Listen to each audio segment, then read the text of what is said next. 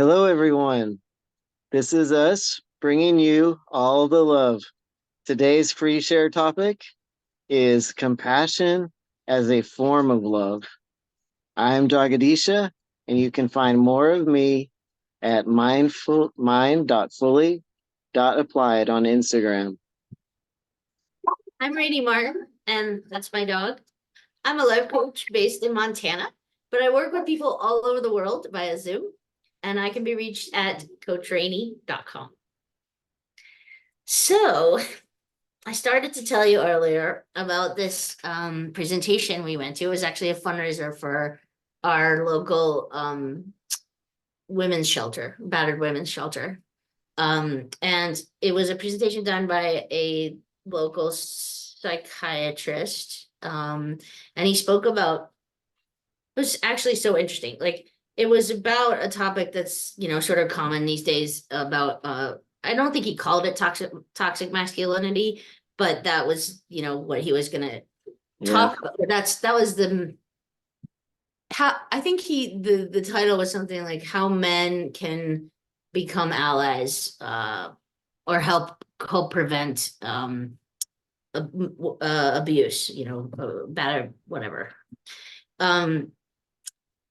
But what he sort of gave a twist when we got there, and he said, actually, what often happens with the, like, whatever's considered the negative these days, right? The white male or the heterosexual or the I can't remember, but all the isms, right? He took the oppressor or the aggressor, and he said, Sure. one of the problems that happens is that it just that person or that identity gets dismissed as bad as a whole, and it goes unexamined because we just cancel it, right? And what he was proposing to do in his talk was to examine what makes men adopt these qualities, right? And so it was very interesting because he talked about one thing that really struck my husband and I was he talked about the toy aisles, right? In like at Walmart or wherever, and Yeah. how you walk down the toy aisles, the girls' toy aisle, and he gave one of those word things where the more it the more of a word you see, that word is bigger. It's a word map, I think. So for instance, for the girls' toy aisle, like the biggest words were glamour and love and beauty and caring and hair and all these gentle, fun things that you see in the toy aisle, right? For Yeah. girls. And then he showed the word map for men. I mean boys. And this was so poignant for me because we have these great grandchildren and we have two twin 4-year-old girls and a 6-year-old boy. And we've taken them down these toy aisles, and it is so true. And the boys' toy aisle, the big words are battle, war, soldier, fast, kill, right? Like all this negative, scary, strong, hard. And this is for 6-year-olds and 4-year-olds, right? We are training them at very, very young ages to embody these qualities and value these qualities and appreciate these qualities. And then of course he went on to talk about the kind of stuff that Brene Brown talks about, right? Like when boys are on the playground and don't get picked for a team, right? You can't cry. You cry, then it's even worse. You're a pussy or a wuss or a bitch or a fag, right? So then we're combining, right? So so my husband's reaction was so interesting to me. My husband is very much like he's a 5th-generation Montana rancher.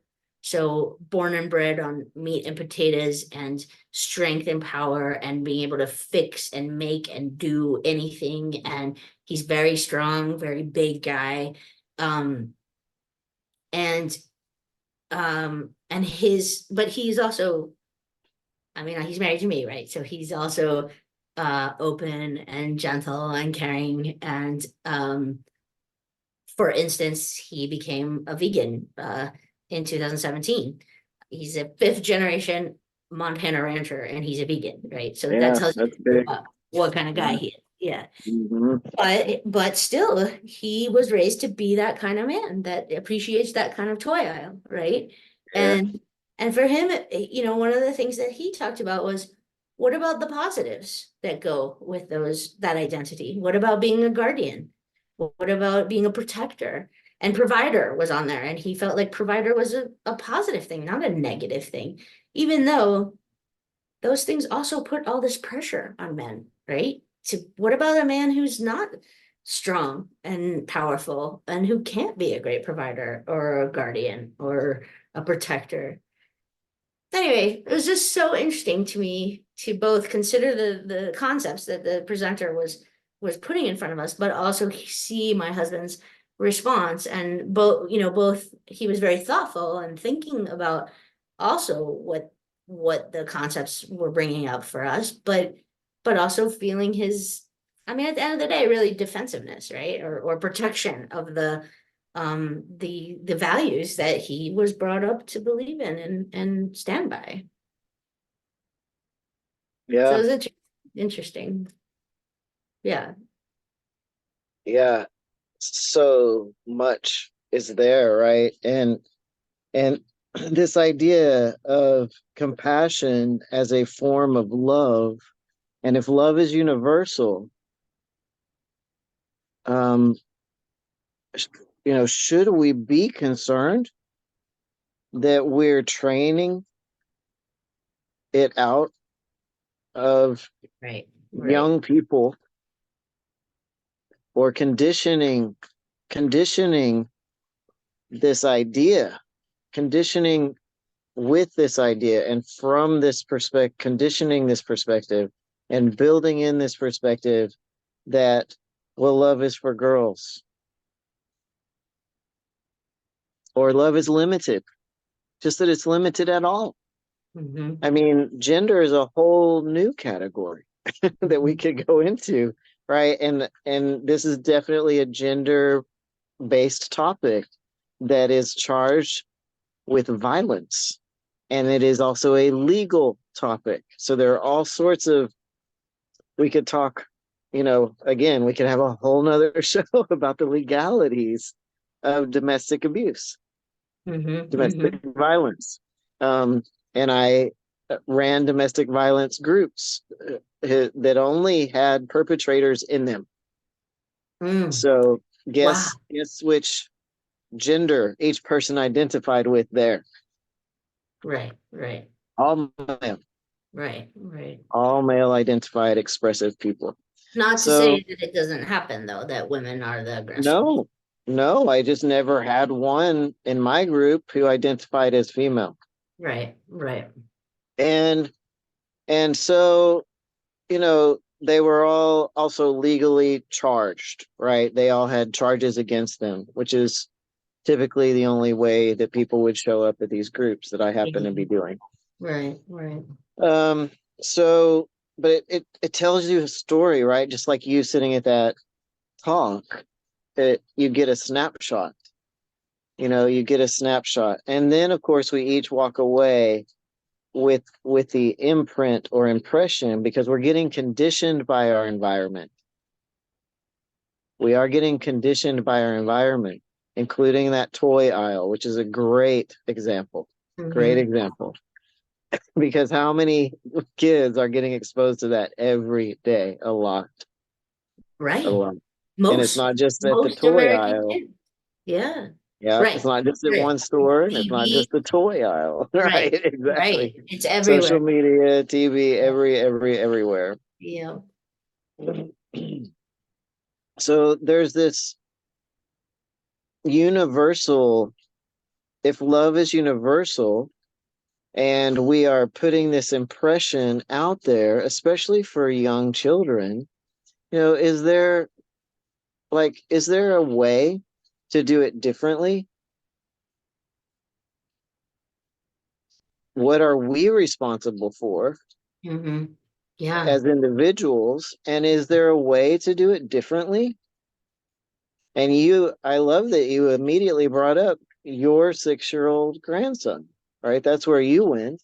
Yep. You went to Exactly. where's my responsibility? Because I'm not a Walton, so I don't own Walmart, and can't change how they display their toy shelves. But maybe I can make a difference with my 6-year-old grandson. So I'm really curious if anything came to mind that you could use as a solid example here. Yeah. And the reality is that the Waltons respond to customer demand, right? Oh, They shape it, absolutely. but they also respond to it. So yeah. So it is up to us individually to change what we're demanding for our children, right? And as customers, that's as an individual customer, I can use my voice to express to Walmart that the toy shelves could be integrated. But I guess I'm sneaking in a point here. Let me be more direct about it. Um, it's best to go at this with a solution rather than screaming a problem. Yes. Yes. And expressing pain is like anger through a very small hole, right? So to scream is one thing, and that's usually considered aggressive. But to sort of whine in pain, or to squirm in pain, or to express pain, it's still anger because of the pain. I'm angry that I'm in pain, but it's usually through a smaller opening, right? Is one way to think of it. Can Hmm. we get to a point of providing the solution before we put our voice to it? Because that's the opposite of microaggression. Can And you be that's what more I'm concrete? proposing. Sure. Always a good question to ask me. Um, the opposite of microaggression, which is all of these labels on the toys, for example, they happen in conversation. They can even happen in a tone of the way something is said. Yeah. So the opposite of microaggression is not expressing the pain. And think of it. I've tried it. I tell someone that hurts. Ouch. It doesn't, it has usually, in my little experiments, the effect of the other person becoming defensive. Mm-hmm. That's Mm-hmm. even if all I say is ouch. That's it. Right. Right. Oh, They feel oh, it. why? All I was doing was, and then Yep. the whole conversation is just like, what? And a modality that addresses this very well is nonviolent communication, not surprisingly. So, what nonviolent communication would say to this is, can you go expressing how you feel is important. So, I feel sad about that, like an actual emotion, if possible. And then, equally important is going beyond the feeling. Equally important is going beyond the feeling. And the way it doesn't even say get to a solution, that's my idea here. But what it does say is empathy is the way, Mm-hmm. aka compassion. Mm-hmm. So all of this could be seen as a roundabout, actually a giant cycle of love, including the pain. Not sure what happened there. Well, we are the all love people here. Right, Um, but they have to follow along with us. somebody's raise your hand if you followed that. uh, so there's physicality happening because I'm a human and you're a human. Another name for this is duality. and it's often in spiritual texts called the pairs of opposites. Mm-hmm. The pairs of opposites, but it's not, and that language is meant to be neutral. In other words, it's the opposite of a microaggression Okay. because it's not charged with anything. It's not it can be a form of conditioning if we use it, and all we have to do is use it, right? To use a concept or a perspective of the pairs of opposites as not the enemy, but as something to be accepted and to be aware of. That could be the conditioning that we're delivering. But the concern here is with the microaggressions and how broadly they are being delivered as conditioning, what ends up being conditioning. I don't think it's intentional necessarily. Sometimes it is. And certainly when you're making millions of dollars off of it and packaging it and printing the packaging and so on and so forth, there's a lot of intention being thrown into that towards money, but not towards love necessarily. It's like I'm not intentionally choosing love. Mm-hmm. So what am Well, I choosing? I'm choosing money. I'm choosing to sell G.I. Joe because that is going to make the most money. I'm pretty sure you just dated us because I don't think G.I. Joe is a thing anymore. That's that's just so sad. I I feel think that was sad our about that. childhood. Yeah, yeah. And also, I can have glee around that. And so now I'm feeling some glee as I giggle about it. That's another feeling. So here's the thing about the opposite of microaggression. We can just start focusing on how we feel about it, admitting just honestly, I'm a human who feels this way right now. The feelings are constantly changing, they do not stay the same. By the time we say them, they have changed. Mm-hmm. That's 96. how, yeah, that's how fast feelings change. So if I'm giving a speech about my feelings, it's like obsolete as soon as it hits the ears of the other person, right? So being brief in these statements of feelings, I can say ouch. Usually the whole conversation gets derailed after that. What I can do is be prepared by conditioning myself through a practice, hopefully an effective practice that's compassion based, of following up with empathy for that which harmed me or hurt me in my view. And the way that I can do that is to make a request. But I can't make the request until I've had the empathy. Let's do a role play Okay, so we can actually show how that works, right? great. I think that's a great idea. I think we're desperate for it. Yeah. I'm not feeling desperate. I honor that you are feeling desperate. Well, that was it. That was my microaggression, right? So was that the empathy? The I honor? Ye- yes, Okay. And then you have good. to make a request. Um, First of all, I want to check in with you. Is like, is that accurate that you were feeling desperate in that moment? Yes, probably, because I Okay, think it was a little too um theoretical for me. all right. So what I'm hearing you say is that it felt desperate, uh, and you're reasoning with your brain and your mind that that was kind of theoretical. It needed to be more tangible. Is that accurate? Yeah. Okay. And so that's just an extension of the empathy. And so I can also before I do the empathy, I can ask you if you have any requests of me, which is kind of what I'm doing here when I'm checking in with you. All right. So now that I have shared the empathy, I have a request. May I make a request?